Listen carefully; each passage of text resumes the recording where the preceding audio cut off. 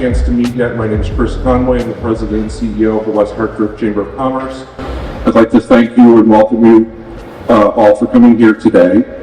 I'm very, very excited about this program, and I'm not going to talk too much about the Minority Business Network, but what I do want to say about these panel discussions is we've been doing different types of panel discussions, usually our colorful conversations, over the past 4 years now. And when it comes to assembling panels, we don't get the best available, we get the best in class, and that's what's represented here today, and also with our moderator, Steven King. He is going to be introducing our panelists, so I'm going to save that. Really what I want to do is just thank the sponsors who made today possible. Our presenting sponsor, Westfield Bank, our Minority Business Network program sponsors, Liberty Bank and Comcast Business, and our supporting sponsor for this event, Indelible Impressions, and Ron is here today. Thank you for that. I also just want to recognize a couple of other folks here. Camille Hudson is the owner of Warehouse 635. This is her space.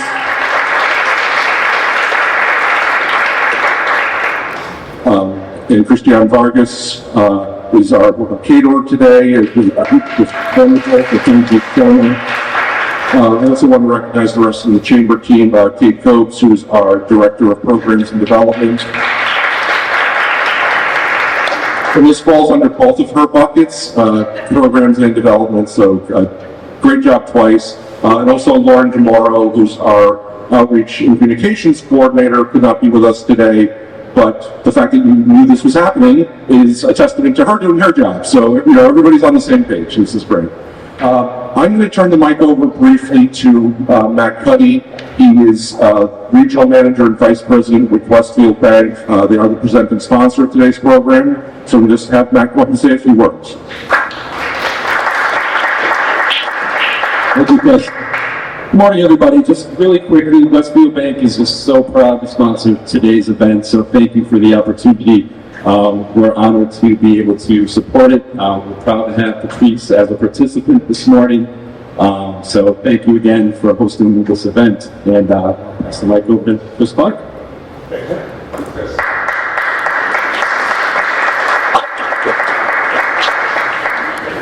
Good morning, everyone, and thank you for being here.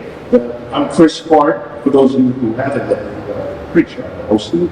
I am in my day job of financial advisor with Merrill Lynch here in West Hartford. I proudly serve as the current chairman for the Minority Business Network. The Minority Business Network was founded with a couple of things in mind, primarily to shine a spotlight and provide opportunities to professionals and business owners of color. When we looked at the complexion of the business community here in West Hartford, we saw that there was a bit of a shortfall. It didn't reflect the complexion of the community, literally empty. And so, with a couple of minds put together, including our moderator Steven King and Chris Conway, we decided to make a change. And today's panel is going to be reflective of that change and to share some of the stories that brought us to this point. So I'm not going to waffle much longer. Thank you very much for being here. Steve, whenever you're ready, let's get this show moving. That was up. Amen. Applaud moment.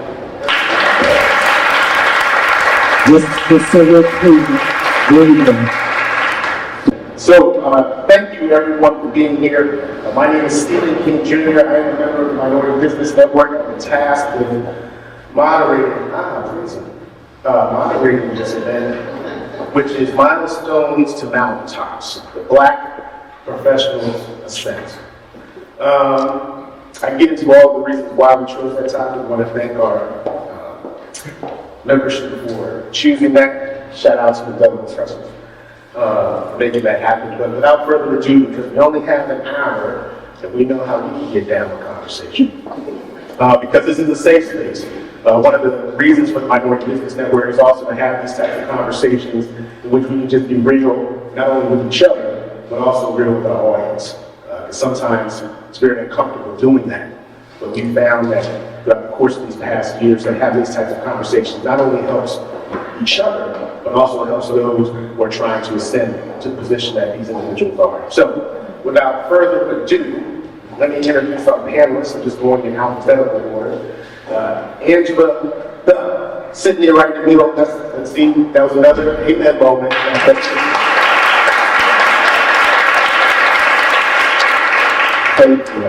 Angela Bell Interiors, globally inspired and colorful, and client stage at her spaces feel livable.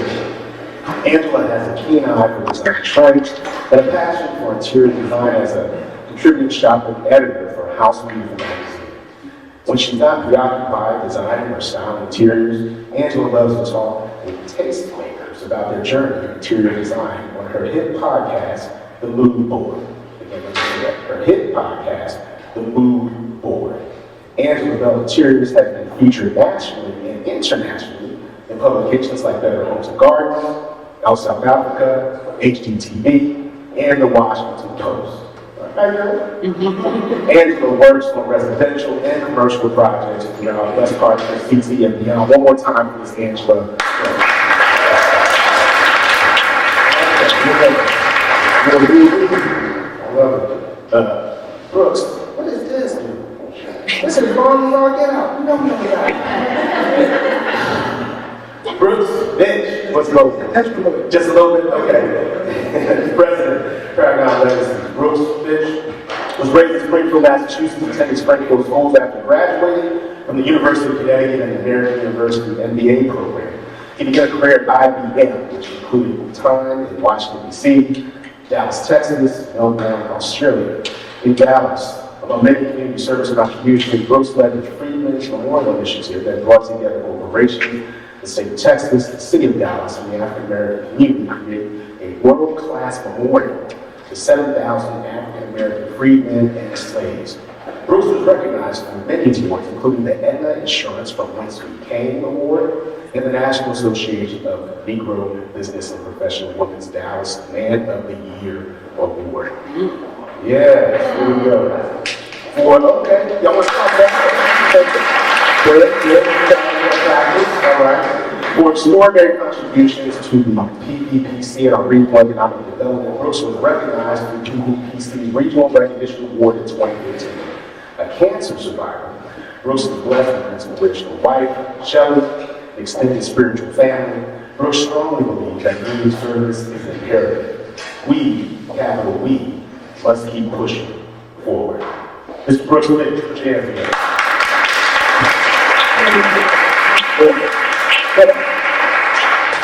Last and certainly not least, our esteemed panelist, Ms. Patrice T.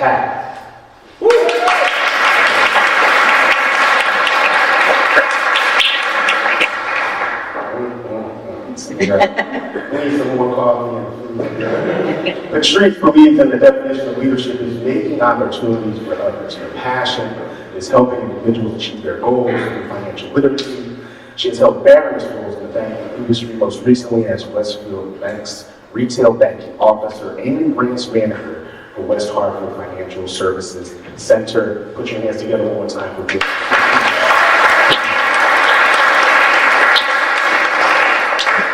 My name is Steven King Jr. I am the owner of Fitch Management Group, but probably more professionally known for the SKJ Experiment, which is a Motown review band that does honorably in pop music as well. Yeah, so why don't we just jump right into this? The climb of the Black business professional has both peaks and valleys, and whether working in the workplace or leading one's own organization as an entrepreneur, the journey can be a thrilling adventure and such resilience. It often requires overcoming inherent dangers of unpredictable experiences, dealing with treacherous terrain, and the need for unwavering determination required to reach new heights. Our esteemed panel of business leaders and entrepreneurs will share their insights, their experiences, and their strategies that have paved the way for survival and success. So the way we're going to work this, and that's why we have the mic right in the middle, y'all just pass it on until I have to call out names and embarrass people. But we're just going to ask questions. Eventually we might even take a question or two, depending on the time from the audience. We're just going to get into this get your unadulterated, put it right out on the street, feelings about some of these questions that we're going to talk about today. So the first question, whoever wants to kick it off, but you know what? Why don't I just go in alphabetical order? So Angela, since the mic is right in front of you anyway. When you first started out, what did you think your career would look like? And how did you end up on the path that you are instead? Good morning, everybody. Can you hear me? Yeah. Okay, perfect. I feel like when I first started in interior design, I was working in New York City, and I was, in my early 20s, and I was working for a company by the name of Room and Board. And I will be honest, looking at interior design at the time, I didn't see many people who looked like me. And a lot of the things that I was learning was all about, this is the style that you should do, this is the aesthetic, but I didn't really see myself in it. But I was very fortunate to have someone who mentored me, who was another Black man, who really took me by the arm and was like, I'm going to show you how we do interior design. Here's how they teach the aesthetic, but here's how we can always put our personal touch on it. And really working with him over 10 years really gave me a lot of confidence to go, I know when I'm presenting to a commercial space, but then I started working for HGTV, El Decor, and I realized that was my time where I could put my personal touch and really showing my authentic experience in design. And that's where I started to feel confident, like this is something I want to do and that people are really craving, to actually see more of a personal aesthetic, not just what we expect to see out there. Awesome. Thank you, Brooks. Again, when you first started out back in, well, you know what it's like. Last century. What did it say? 1963. Last century. Okay. Thank you for being here. What do you think your career would look like way back then? And how did you end up on the path that you are right now? Well, right now I'm retired. Yeah. When I first started out, it was with IBM. I was blessed to be with IBM because it was very difficult to get in. That's another story that I'll share when we have time later. But a couple of things I would do differently. Like many of you still today, I was one of the only ones that was there. This was IBM sales. And sales was and is very, very exclusive. And IBM and a number of other organizations like your organization. Two things I would do differently as I look back. One is, this is going to sound very strange, but I would learn and I would play golf. Reason why is one of the real issues that we have is access to information and networking. And once you reach a certain level of accomplishment, then it becomes a matter of not just what you did, but also who you really know and what your relationships are. So I say learn to play golf, because when you sit down on the 19th hole, when you talk about going to play, when you're out there playing, you communicate with people. So even though you may not be sports minded, it's really a social networking opportunity. If not golf, I should have done more things differently in terms of getting access to where the CEOs and leadership met. That would have helped tremendously. And secondly, personally, one of the things I would do differently, I would personally pursue a PhD. I did not do that. I got my master's degree, which is great. But what I found was I was working with a lot of people in Pete Norwick and Deloitte, other consulting firms, none of whom looked like me. So I was faced with a situation. I loved IBM. IBM was great, excellent company to work for, but I also was looking at other areas of opportunity. And with a PhD as well as an MBA, being in business, PhD in business, specifically marketing, would have made a huge difference for myself personally, and also some of the things that I did. So two things I would do differently is I would get more access primarily through something like golf. And personally, I'd pursue higher education. Thank you, Brooks. Last but not least, Ms. Patrice, when you first started out as a young Patrice, what did you think your career would look like? And now where you're at, how did you get on the path that you want? I did not want to be in banking. My degree is not even in finance. My degree is Geographic Information Systems, Geography from Central. I wanted to work for FEMA. I wanted to go around to that disaster relief area and help people rebuild their lives. That's all I wanted to do. When I graduated at our ceremony, I graduated in 2008, and everything happened in 2008. and all of the jobs dried up in '08. So I was still at a different bank. And at that particular bank, my manager, she said, you know, you've been here for over 5 years. Stay. You can still help people. Just shift your focus. So that's what I did. I stayed. I shifted my focus and realized that, you know, I could still make a change in this career. Just like if I was working for FEMA, I'm still helping someone. I'm still making an impact. I'm still enriching someone's life. It may not be on a, in a disaster zone, but you know what? I see people who have a lot of financial disaster. So, and a lot of people who are uneducated about how to handle their money. So when someone says to me, thank you, I did not know that. You know what? I have the same feeling as if I had when I went to school for GIS.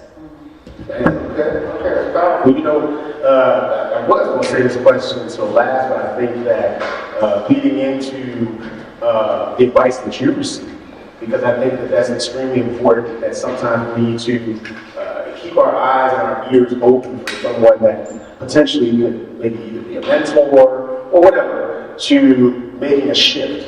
I find that a lot of people, let's just talk about our pandemic for a moment, did not make the shift when the pandemic happened. And a lot of those people are no longer in business. They just, let's just take a restaurant industry, for example. If a lot of those people in advance said, okay, we can't have people in here, you know what, we've been doing this over 50 years, but let's make the shift to getting heat lamps for outside, because they did say we could still eat outside. A lot of the businesses that did that early on, they kept it going. You know, I would take even our mayor here in West Hartford. She was one of the first to make a decision to put Jersey barriers outside of the restaurants and on the street. She was one of the first. And I can only speak to the city that I'm part of, that I come from, South Windsor, to say, you know what, we're going to shut down this street, and now we're going to go one way. Matter of fact, we're going to shut it down so you can only walk when they had to make the shift. I say all that to say, when you guys had to make a shift, right, what was the best advice, perhaps, that you received early in your career? Patrice kind of shared that already, where you had to change your focus. What was one of the best pieces of advice that you had to look back and say, you know what, I'm glad I listened? Or, if you didn't listen, that was a miss. I wish I'd have not been so ego-based and focused on what I thought I wanted to do and listen to. Either one of you, Patrice kind of touched on it, or she can keep on going, but either one of you. Sure, I'll keep on going. So my best advice, I received it actually at the start of the pandemic. So at that point, I was in banking over 15 years, and it came from another banker that I'm close friends with, and he said, Patrice, you need to network. And you need to network with people outside of your industry, and you need to broaden your circle. Your circle is too small. Because your circle is too small, you are being limited by your own viewpoint of what you can do and how you can make an impact. So when you network, you're not just networking to get something, you're networking to give something in return. So he told me, open my mind, put yourself out there, because I'm the type of person that like to be effective in the back of the room. Yeah, so I listened, and it's been the best advice I've received. I think one of the best advice I had is after working for a company for 10 years, I remember the person who was mentoring me, I was saying, you know, I'm moving on, I'm looking at other things, and he said, never, ever return to retail again. And I remember it really hitting me at the time, so I was like, well, I've done all these great things, and he goes, no, you are too talented, I want you to hustle, I want you to write, I want you or for corporate companies, I want you to get out there, but I never, ever want to see you back in a retail job again. And at the time, it just didn't make any sense to me, but it has definitely helped me get to work for companies like Wayfair in the corporate office. I've gone to work for House Beautiful magazine in Hearst, and I've always just kept it in the back of my mind when people have reached out and they've offered me great opportunities. I go, nope, that wasn't on my list. That's not the job I want anymore. And it's gotten much more easier saying no to those things. Okay, saying no. Go ahead. piggybacking with what Patrice and Angie already said, I think that's a big part for me personally. One of the key things was one of the classes that I remember, one of the few classes I remember from my MBA studies was a class where the professor got up there and he drew a graph. The graph was going straight up. He said, all of you, and in that class pursuing the MBA were engineers, accountants, a number of different professions and people. But he said, you need to realize your value. That's number one. He said, most people get comfortable as they're climbing up. They see climbing the mountaintop, they can see it, they can feel it. But there's some point that there is an inflection point. There's a point at which you start to feel a little bit uneasy. Maybe the promotions and the cash incentives start to decrease a little bit. Things don't change drastically, but there's a slight inflection in terms of what's happening around you that you feel emotionally and maybe even financially.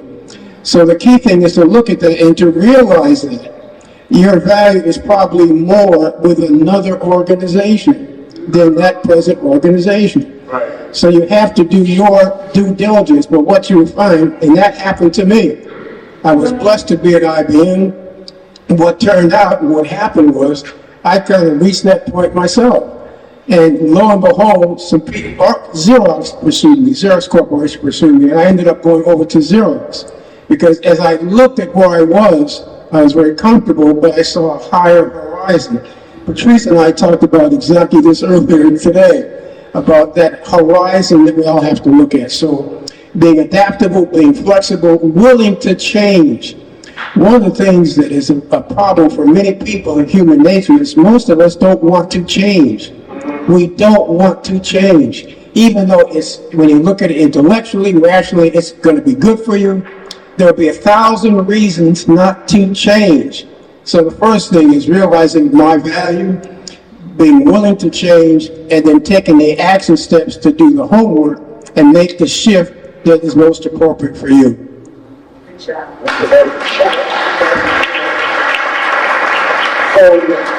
when you're talking about, as you probably can tell, I'm taking notes some way I can know exactly the direction that I think might be productive for us in the last half hour or so that we're here.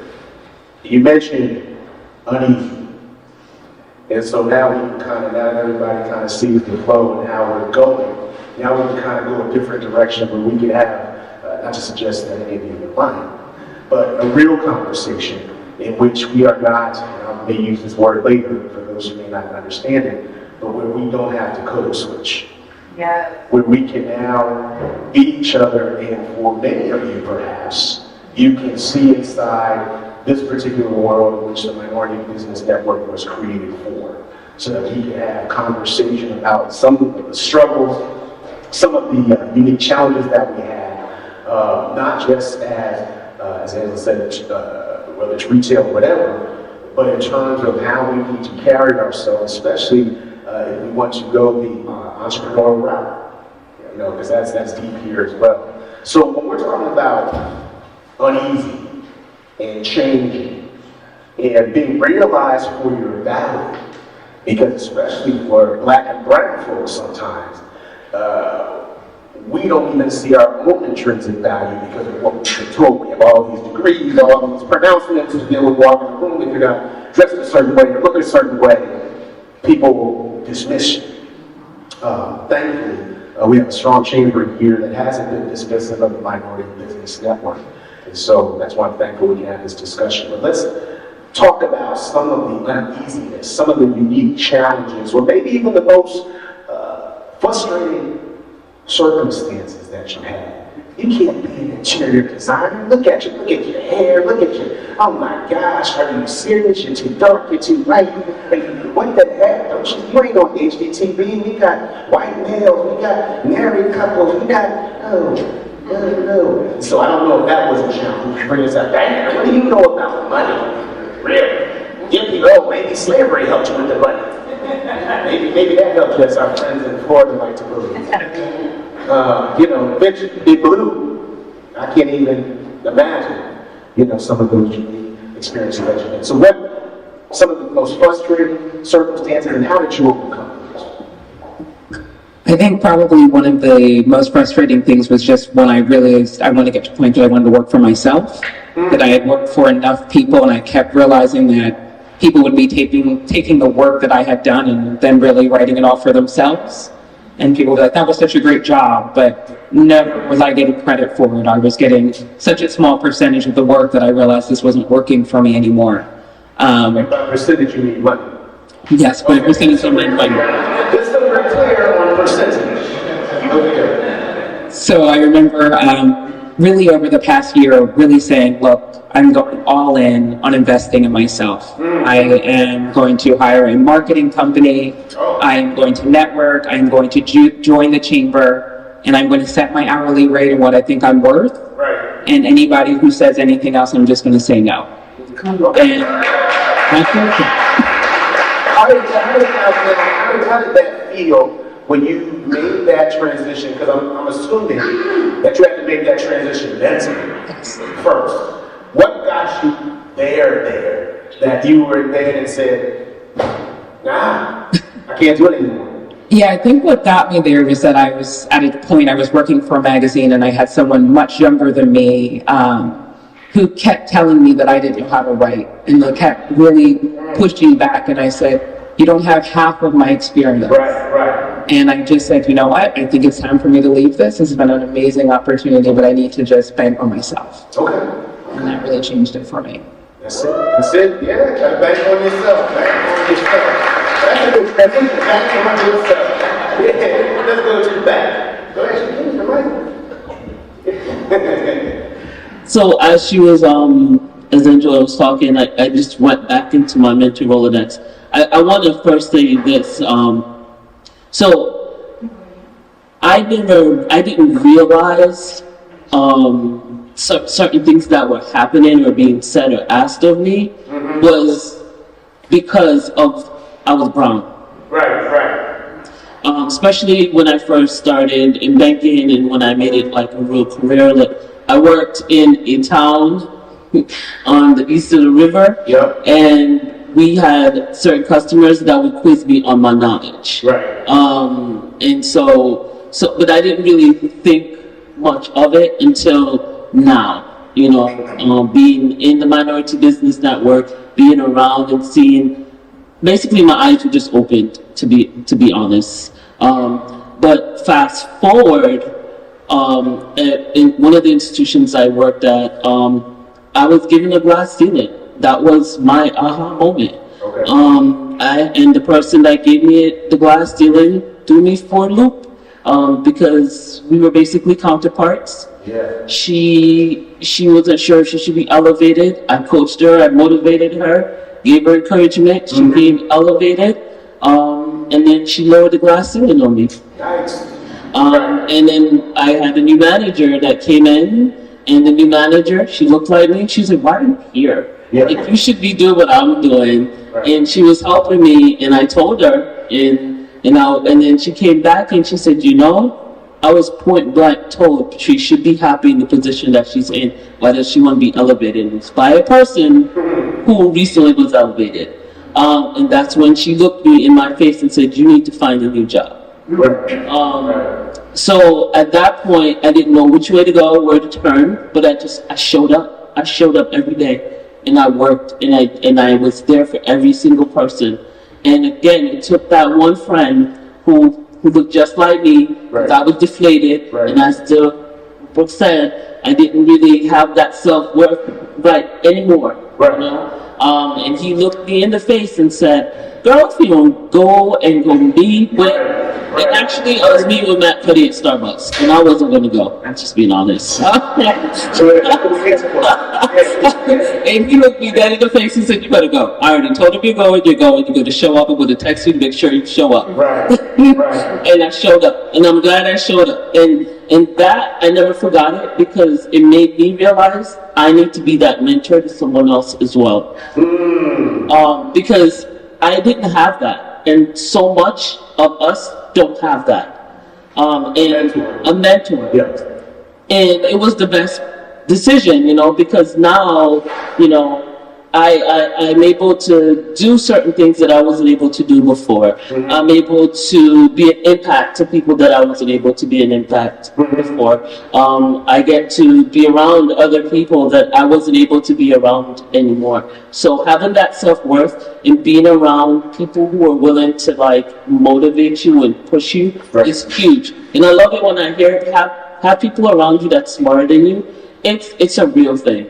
Yes. It's a real thing because it elevates you yourself. Right. I know one of the things Chris Clark always comes with these inspirational quotes as if he created them, and then many of us know that he didn't. Is if you're if you're the smartest person in your circle, you need to expand your circle. Exactly. So that's what you're kind of speaking on. Exactly. Okay. You know, I wanted to shift, and I know, that you've had your experiences, brother, but you know, one of the things that I think is probably, whenever we get into these types of circles, we can talk about our ups and our downs and why we are where we are now. However, if you had to go back, or even for the experience that you have now as opposed to then, what would you say to your younger self as far as starting out? What would you say to yourself, and I know we also have, our entrepreneur here, in terms of, she mentioned something that a lot of us don't think about when we're starting out, perhaps, is what are the tools or the things that I'm going to need in order to be successful, especially as I'm starting out on my own. For example, I may not have the finances. I may not have the, as Patrice said, the network. I may not have the longevity, or even something you suggested earlier, the degrees. You may not have that where somebody looks at your resume and says, oh my goodness, this is the guy we need for this reason. So bring it back. What are some of the things that you would say to the people that are out there that are going to be watching this later, that maybe, this goes into the archive. And when people, it's so funny sometimes when they look back and they say, oh my gosh, this is like a time capsule moment. People may not see it today, but they may see it 10 years from now. What would you say that is one of the things that, if you could go back to your younger self, that you would say, hey folks, if I could do it over again, this is one of the things that I might do. Even though you've been shaped, but one of the things that you might do. First of all, I want to just go back real quick, if I might, because several comments were made up here about looking at moving forward, not having confidence in yourself. A couple of frustrating things that happened to me that I was able to turn. One of the things that many of you still face today, when you walk into a room, you automatically are categorized, as Steven mentioned earlier. That was initially very, very frustrating to me, but what happened was I was able to turn that to a power moment. Right. Once I found that I did a little homework on every organization I approached. So in some cases, I knew more about their business than many of them did. Secondly, I knew why I was there. I knew that I could benefit them. Yeah. So despite what they might have said or thought when I walked in the room, in that first 10 seconds, I established a position. First 10 seconds. Each of you were faced with that.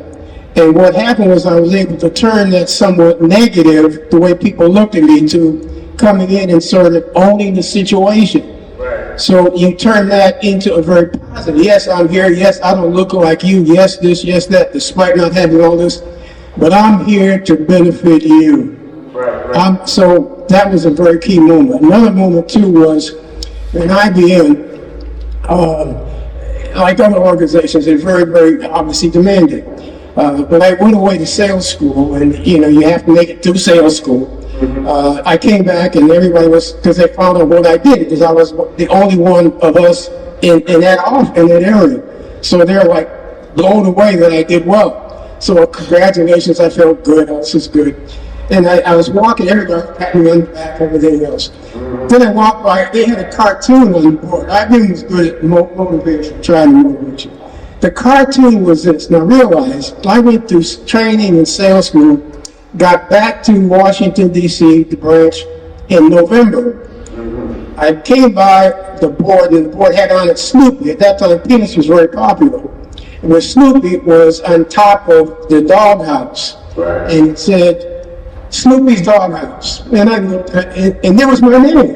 Whoa. I said, wait a minute here. This is, this is a whole year you're talking. I just got back in November. How can that be? I finally talked to the regional manager, Charlie Martin, who was the picture of IBM. He was just the blue suit, white shirt, everything, just perfect, white hair, blah, blah, blah, everything.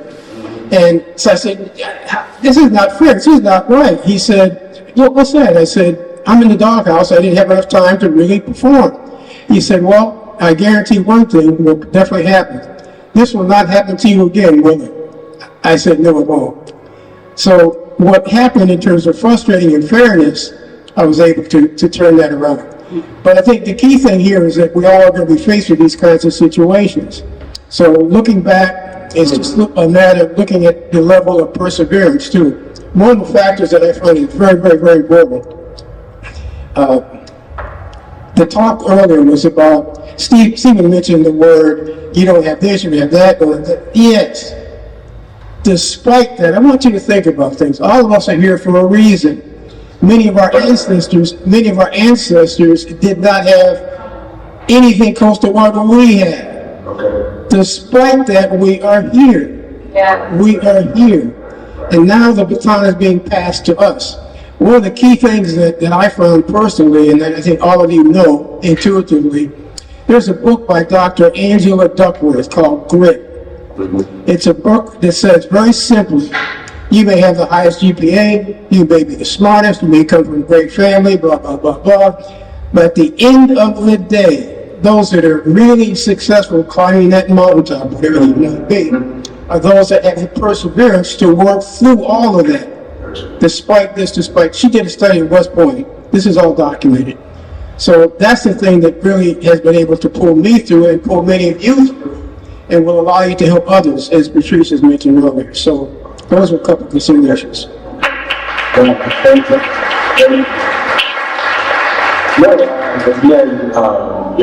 don't want to minimize this particular point, especially when you come back to it on advice for the younger. I know even starting out and doing certain things. I remember even as a singer that I'm nervous every time I sing, every time I get on stage, and I said something to one of my fellow band members. I said, "Oh my gosh, I'm so nervous. I'm so scared. Is that okay? Is that cool?" And he says, "To get you factory up here, the audience that we're singing to wishes that they could do what you're doing."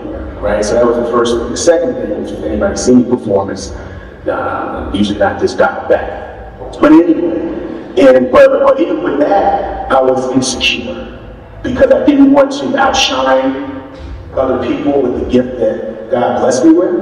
Right? And at one point, somebody asked me if something was wrong with me. And I said, "What are you talking about?" And they said, "Well, usually you're so animated," and she meant that in a positive way. "And you're doing all this, and that, and the other." And I said, "Oh, well, I don't want to embarrass anybody else." Or just said, "If I had your gift, I'd be out there all day long." Right? And I think sometimes as a people, we get caught up in that, where we don't want to either outshine someone else, or we don't operate in the gift that we've been blessed with. Whatever that gift may be, we're almost told, "All right, calm down, relax. And the other people are not.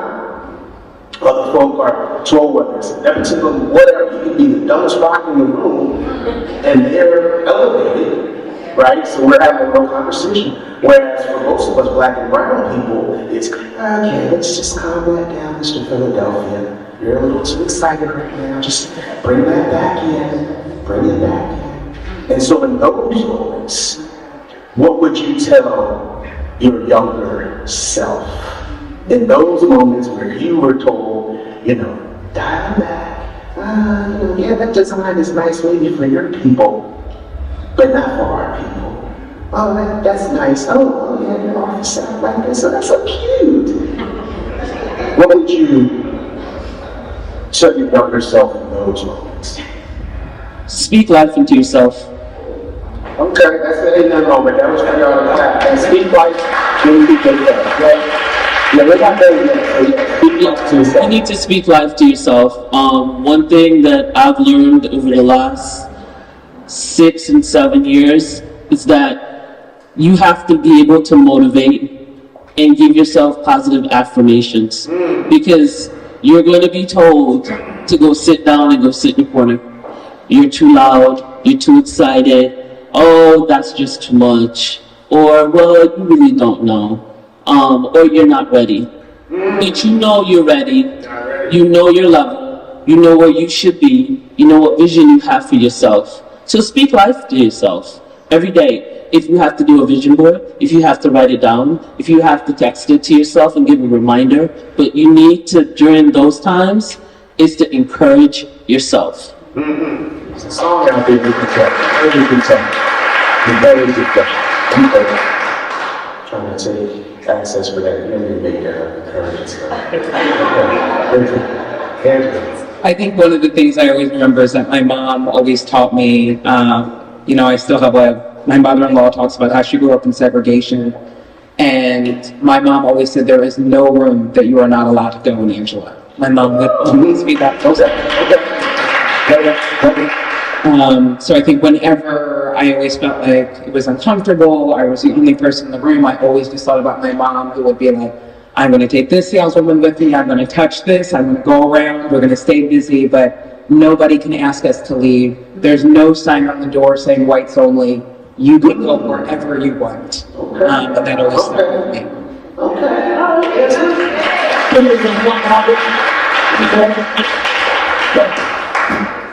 Everyone in this room is here because you are committed to doing something for yourself and for others. It's all about leadership. Many of your family members, friends are not going to the level you are going. They are not going there. Not only that, many of them will pull you back to where they are. So several things are involved. Number one is you have to really enhance your powers of discernment. Who is and is not going to be able to share energy with you? I'll give you an example. Chris Clark in the back there. Every time Chris Clark and I sit down, I receive energy and I'm uplifted from Chris Clark. Okay. So what do? I try to spend more time with Chris Clark.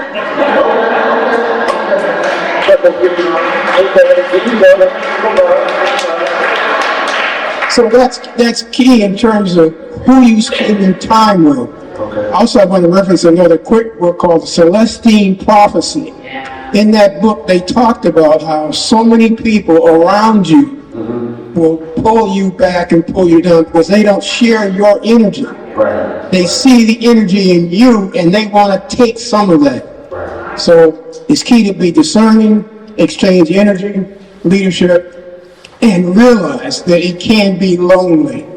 Right. On the path you're on, Yes. it can be lonely. Yes. Leadership is great, but there are moments that you need to be able to exchange and cultivate energy and be rejuvenated, as both Angela and Patrice talked about. So I would say you're in a great position. And just as an aside, real quick, in earlier life, I was vice president of the Greater Dallas Chamber of Commerce. Okay. And we tried to do these kinds of things in Dallas. This is a few years ago, but they were not as successful as this is and what you do. So I just want to compliment. Listen, please.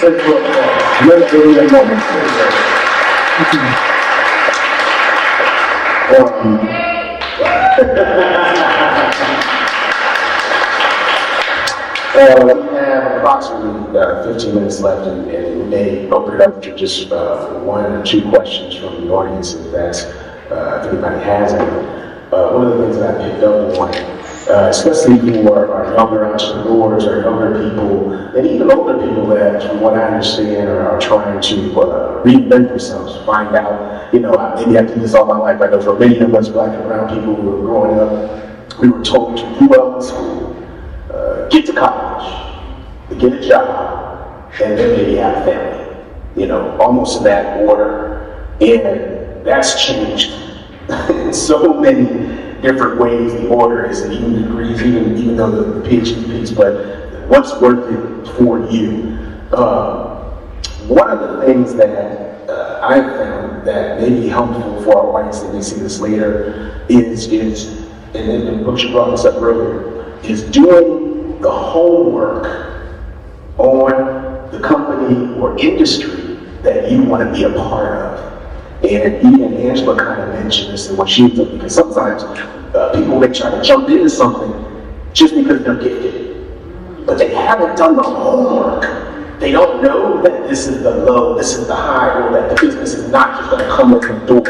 And I'm thinking of our sister and Dylan Impressions and probably some of the struggle that she had to go through. Yes, as the song says, I don't look like what I've been through. Right? And so, but when you're doing your homework on your industry, or the niche that you're in, for those who are starting out, for those who want to make a transition, sometimes you have to act as if. You have to act as if you are the expert in the room, because people, especially Black and brown people, are going to get questioned on if you are or if you're not. Now, I remember several moments where I had to act like the smartest person in the room. You better know. And then people will walk away and say, oh, okay, maybe he doesn't know what he's talking about. So sometimes you got to make it till you make it. And in those moments, well, just talk about that in terms of, staying at the top of the game or continue to get there. But for our young people, or for those who want to be entrepreneurs, those who want to be vice presidents, those who want to have longevity, perhaps in a company that is like Big Blue, if you will, doing your homework, even acting as if when you get called on to be in those rooms. What's that like for you? Well, y'all can just jump in the pool and start swimming with something else that's on your mind. No, I think probably the best thing is, especially, I think back to being in my 20s in New York, is just constantly being curious, looking at who you think is the smartest person in the circle, going out, learning all that information. I think it's just important to constantly be investigating. Even when I felt like I only had $5 in my pocket in New York City, I tried to go every free event that I could go to, anything that I could soak in, being poor and just trying to be out there, I think is extremely important. I don't think you have to have, you don't have to be rich to go to see these things. I just think you have to have a lot of curiosity and really explore it. Okay. Any other insights, or when you get thinking about young people who are trying to get where you are at? So for me, it's along with what she just said, but just trying something that you've never done before and being okay to fail at it. Okay to fail. Yes. Okay, so you will fail. You will fail. So you will fail. Yeah, okay. You will fail. There's times that you will fail and you think you know what you're doing and you think you're the shiny penny. But you gotta be okay with failing, and then once you succeed at that, then move on and do something else. Because if you stay in the same industry, position, niche, whatever it is, and you don't broaden yourself and see what's out there, how are you going to really know what your true purpose is and if that was really what you should be doing? Okay, perfect. So go ahead, Brooks. I'm not going to walk you out there, but you might have a question or two that somebody wants to ask. If not, we can just kind of keep rolling like we're basically talking about life. Okay, go ahead, OG. Well, let's talk about life. I was born in a small. Yo, Jesus. That's not good. That's fine. No, the key in all this really is looking at growth. We all hopefully grow every day. It's all about growth, and I think both Angela and Patrice have highlighted it in terms of the curiosity and looking to do things that maybe others have not done. Others will tell you not to do. Why are you doing that? And what happens when you do that, you gain a greater awareness of what's around you and a greater awareness of yourself. Also, one thing as an entrepreneur in corporate world, whatever your situation might be, you've got to stay the course, as we've talked about. Also, another dynamic, look for your joy. Okay. Look for your joy, because what will happen is you will end up, let's say you're looking at certain compensation, that you saw, if I could get there, that would be just fantastic. Right. I know so many people that have gotten to those points and they're like, they don't have a sense of joy, they don't have a sense of themselves. So that gets to curiosity, trying different things. And this also gets to the idea of access and getting involved in other things and other people. This is great. But also, maybe you find maybe you have never thought about going to the Museum of Art. Maybe you go there and lo and behold, you get on the board, you meet additional people that are influential and that can help you. Right. I talked about golf. Golf is great, but also the arts are great. So the key is to find ways that you find a sense of joy, get a sense of yourself, take care of yourself. Most of you are working sun up to sundown, all the weekend, but I used to do that. And one of the things that I was told was, if you back off, find your joy, relax, you're much stronger when you come back that next week. And it's true. It sounds counter, but it is true. So anyway, it's all about growth and joy and stepping forward. You know, we talk about the phrase moving forward. I usually say keep pushing forward. Right. Because you're going to have to push no matter what the situation is. Like that. So, usually with all of these, and you guys might be familiar with our colorful conversations that we have every 3 or 4 months. Now you can go to westhartfordchamber.com or on YouTube or Facebook or whatever, see some of those videos that we've done in the past, because we continue to have these types of conversations that not only help each other, but also motivate others to kind of think either cliche, outside the box, or even recognize that, okay, I'm not alone in this. I'm not alone in this particular struggle. I'm not alone in my black and brown skin. I'm not alone because I'm a female. I'm not alone because I'm a male that perhaps can be misunderstood. So please check out those videos. Please, when we have these, don't hesitate to sign up or become a partner, or even send us questions, because sometimes it could be something that you're looking to understand that, you know, we don't know. We're not talking about it. We only know what we know. I was going to use another cliche Chris Clark comment, but I digress. Yeah, sure. But I'm very thankful for this. Our last couple of minutes, I'd like to say, in respect of your time, we'd like to be on time. It's 9:23. But most times, whenever we have these conversations, they always think to, something else. I wish I would have. Son of a gun. So let's make pretend you just got in your car. Everybody says you did a phenomenal job. Oh my gosh, you just motivated me to start my own whatever. And you're in your car and you're halfway to the next engagement that you have. And I'm pausing for dramatic effect. I didn't want y'all to think I had one of those over 50 moments. Praise the things. So you're halfway there, you're at a stoplight. What's something that perhaps, take a moment, man, I wish I would have, this just popped in my head, that can be helpful to someone else? Because again, that's really, at the end of the day, what a lot of what we're talking about is trying to do. Is trying to help someone else get to that next level. One of the things that I would suggest, and then I'm going to shut up, is timing. Someone said to me, in regards to some of the political offices that I've held and do hold, this is never something that I thought I would be in.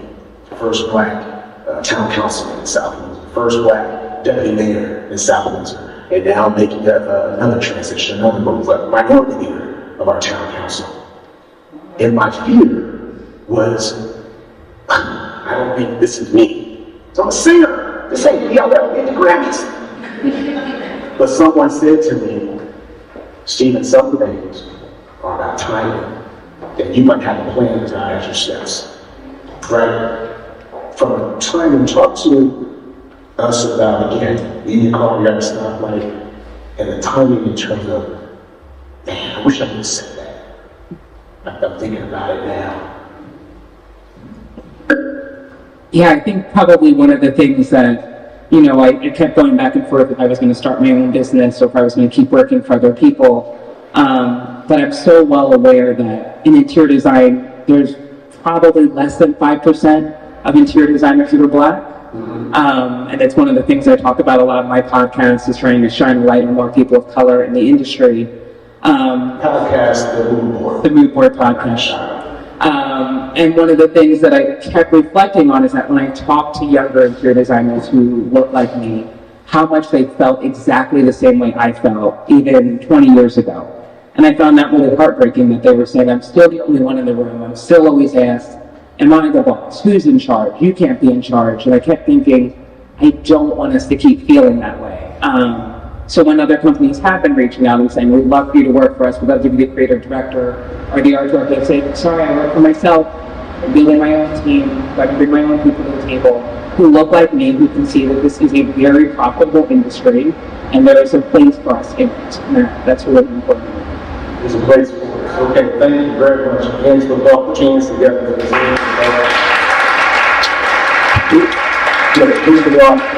was the time. You had it right here. You saw that. Run the race. 3 by 3. That's how you did it. I was thinking about it. And we'll hold it a little closer because the devil's trying to go against us right now. Okay, so I was thinking about it, and several things popped in my mind, and one of them I kept thinking about was fear, and being afraid and not using that fear to propel you, and not allowing that fear to help you move forward and succeed. Because full transparency, I don't like talking in front of a big group of people. And like I said earlier, I'm one that like to be in the back of the room and be very effective. But by using that fear of being in the front, I'm able to now vocalize and share and change someone's life for the better, for something. It may not be banking, it may be not even in their career, it may be something they're just thinking about doing. But by sitting here and using that fear and just saying, hey, what I have to say is just as important as these two individuals and everyone else here, then I can affect change. All right, put your hands together.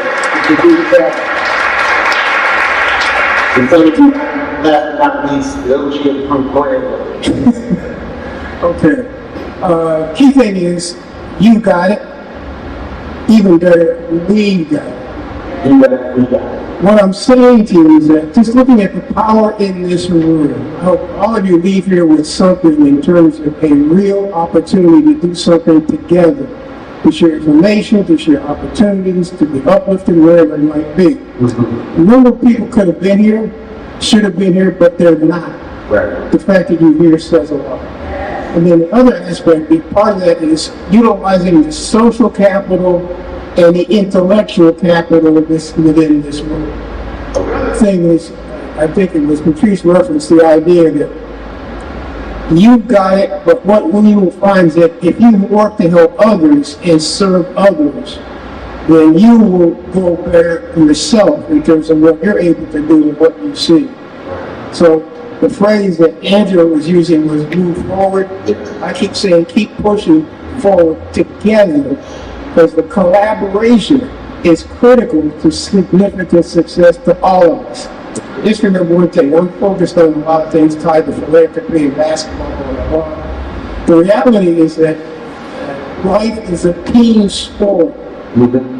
You've got to be able to work at levels with other people in terms of getting something done. So whether it's like working with colleagues, whether it's business associates, family, whatever, we've all got to be able to work and share together. So together is the key word.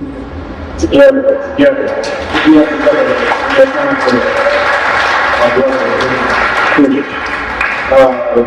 I encourage everybody, the time is at 9:30, to please check out West Hartford Chamber. What is it? West Hartford Chamber. WHChamber.com. Go on your social media, please. This is obviously, which once you get the phone announcement, just put it all at your share. There's a word for it. But please share on social media. I mean, that's the one thing right now, probably more than anything else that's out there. Recognize though that everybody's on social media, so sometimes we do have to run out and talk from time to time and let people know about the experience that they had. Please share as if this was your own business. And share, because you never know something else, who someone else is. And it may not be today, but that person may need to help you in the future.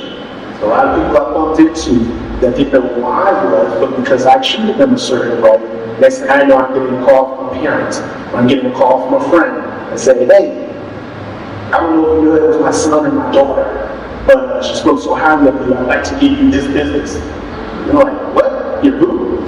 Yes, I'd like you to come to Aetna and what learn and perform for our corporate bank, pay such and such, because, you know, some people, like me and my daughter, my son, don't you?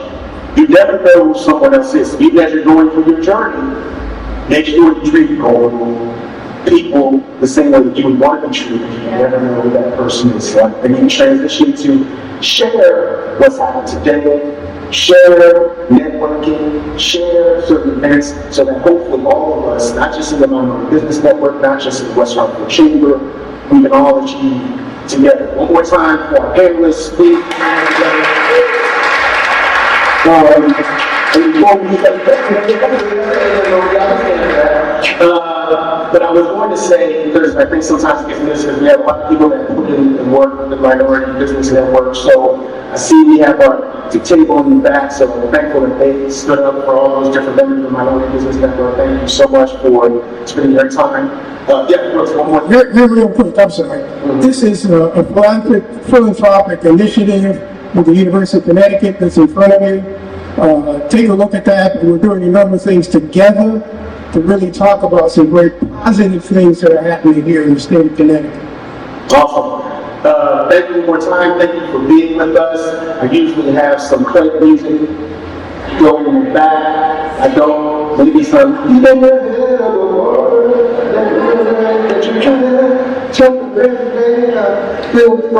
just. Some of y'all know that song. Okay. Woo! Thank you so much for being with us. Do you have any closing comments? Of course. So, one more time for Mr. Chris Brown. So this is like a Marvel movie on the after credits thing.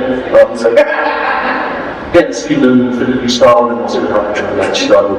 No, I just want to first of all thank our panelists, Brooke, Angela, Patrice. Thank you so much.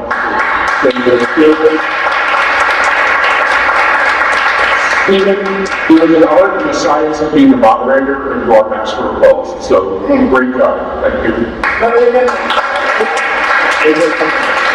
I just want to thank our sponsors again, our presenting sponsor, Westfield Bank, our program sponsors, Liquid Bank and Comcast Business, our supporting sponsor, Indelible Impressions. Also, I think Camille had something. Is Camille, Jim, please. Thank you to Camille from Warehouse 635 and Christiane from Distinctive Ideas for the wonderful breakfast this morning. You already recognized the committee, but this was the second annual of these events. And we need to get a message to Camille. You're going to need more tables and chairs for number 3. Okay. Thank you, everybody. You don't got to go home, but you got to get out of here.